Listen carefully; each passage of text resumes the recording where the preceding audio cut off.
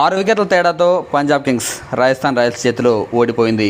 ఈ ఓటమి ఈ సీజన్లో తొలి ఓటమి పంజాబ్ కింగ్స్కు.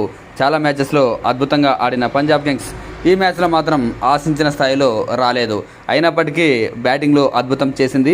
బౌలింగ్లోనే కాస్త నిలకడ లోపించడం వల్ల ఈ జట్టు ఓడిపోయింది. అయితే ఈ ఓటమి మమ్మల్ని ఎలాంటి ఇబ్బంది పెట్టదని, ఖచ్చితంగా స్ట్రాంగ్గా తిరిగి కంబ్యాక్ చేస్తామని వ్యాఖ్యానించాడు ఆ జట్టు కెప్టెన్ శ్రేయస్ అయ్యర్. అయ్యర్ మాట్లాడుతూ, ఈ వికెట్పై 222 పరుగులు చేయడం చాలా గొప్ప విషయం. పిచ్ కాస్త నెమ్మదిగా ఉన్నప్పటికీ మా బ్యాట్స్మెన్లు అద్భుతమైన ప్రదర్శన కనబరిచారు. ఖచ్చితంగా వారికి క్రెడిట్ ఇవ్వాల్సిందే.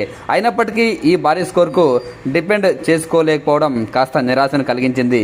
బౌలింగ్లో మా ప్రణాళికలను సరిగ్గా అమలు చేయలేకపోయాం.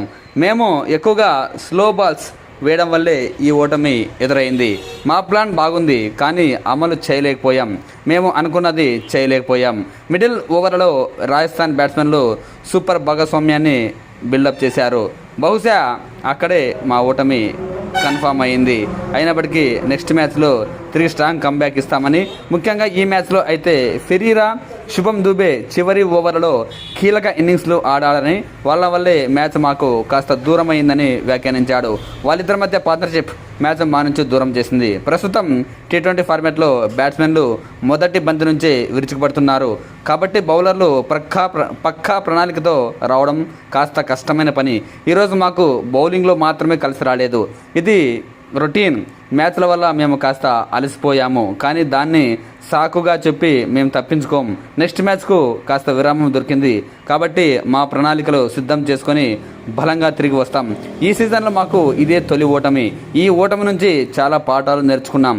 మేము ఇప్పటికీ 200 పరుగులను పైగా చేజింగ్ చేశాం చాలాసార్లు. అదే టార్గెట్ను డిపెండ్ కూడా చేశాం.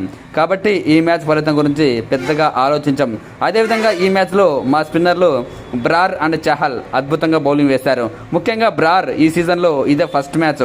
అయినప్పటికీ తన 4 ఓవర్ల స్పెల్లో జస్ట్ 24 పరుగులు ఇచ్చి మా టీంకు బెస్ట్ బౌలర్గా నిలిచాడు అంటూ మ్యాచ్ అనంతరం వ్యాఖ్యానించాడు. ఓడిపోయిన మా జట్టు ఓపెనర్ ప్రియాంష్ ఆర్య మెరుపు ఆరంభాన్ని అందించాడని, అతనికి బంగారు భవిష్యత్తు ఉందని, అలాగే చివరిలో మార్కస్ స్టోనిస్ అద్భుతమైన ఫినిష్ టచ్ ఇచ్చాడని వ్యాఖ్యానించాడు.